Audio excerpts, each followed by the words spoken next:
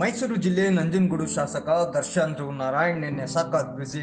ಬೆಳಿಗ್ಗೆಯಿಂದ ನಗರಸಭೆ ವ್ಯಾಪ್ತಿಯ 17ಕ್ಕೂ ಹೆಚ್ಚು ವಾರ್ಡ್ಗಳಲ್ಲಿ ವಿವಿಧ ಅಭಿವೃದ್ಧಿ ಕಾಮಗಾರಿಗಳಿಗೆ ಚಾಲನೆ ಕೊಟ್ಟ ಅವರು ಸಂಜೆ ನಂಜನಗೂಡು ನಗರಸಭಾ ವ್ಯಾಪ್ತಿಯಲ್ಲಿ 6ನೇ ಕ್ರಾಸ್ನಲ್ಲಿರುವ ಫುಡ್ ಸ್ಟ್ರೀಟ್ ಬಳಿ ಖಾಲಿ ಇರುವ ಕಂಬಗಳಿಗೆ ಅಳವಡಿಸಿದ್ದ ಎಲ್ಇಡಿ ಬೀದಿ ದೀಪಗಳನ್ನು ಉದ್ಘಾಟಿಸಿದ್ರು.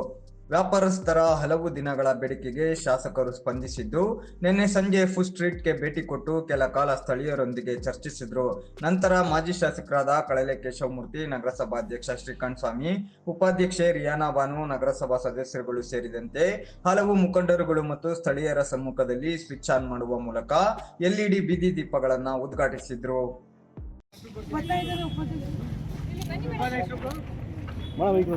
ಸರ್ ಹಿಂದೆ ಬನ್ನಿ ಸ್ವಲ್ಪ.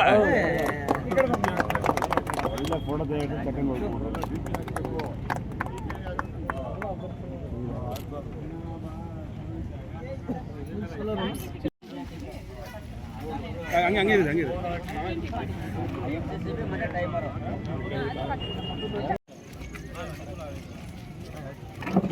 ಸರ್ ನಿಧಾನ ಬನ್ನಿ ಸರ್, ಒಂಚೂರು ನೋಡ್ಕೊಂಡು ಇರಲಿ ಆಗ ಕತ್ಲಿತ್ತು. ಈಗ